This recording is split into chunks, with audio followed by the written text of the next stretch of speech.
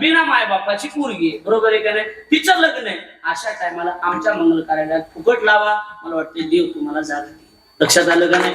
आणि एक असं जरी झालं तर हा देवदेवच आहे, हा परमार्थ आहे. आम्ही कथा करतो, कथेमध्ये मिळालेले पैसे, दक्षिणा, पायावर मिळालेले हे सगळे पैसे आम्ही गोशाळेला देतो. आजपर्यंत 13 लाखाचं बजेट आहे की 13 लाख रुपये गोशाळेला आम्ही दान केले. लक्षात आलं का नाही? 13 लाख रुपये. हा, आमचा वाटा आम्ही देत नाही, आमचा वाटा देत नाही. पाकिट आहे ते आमच्या घरच्यासाठीच वापरतो. पण पायावर जे 100-50 रुपये आले असतात ते गोशाळेसाठी, अनाथ आश्रमासाठी. आता या सगळ्याला माहिती, मग महाराज भरतला माहिती, माऊलीला माहिती. महाराज आमचे महिन्याभरातले 10 कीर्तन तर फुकट होतात. तुम्हाला सांग बरोबर का नाही? कोण्या महाराजाच्या घरचं काही असू, आमच्याकडेच आहे. मग ती काय, मला नाव त्याच लोकांनी जास्त ठेवले ज्यांच्या बापाच्या पुण्यतिथी मी फुकट केले. लक्षात आलं का नाही? सांगा.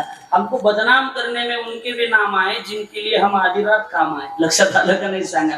ती होतच असते, त्याच्याकडे जे आपण लक्ष द्यायचं नाही. हवे लक्षात आलं का नाही? आपला परमार्थ, शुद्ध परमार्थ, थोडा परमार्थ करायचा. देवाचे कारण, देवाच्या कारणावर देह लावायचा. नाहीतरी याच्यात आता आहे तरी काय मांस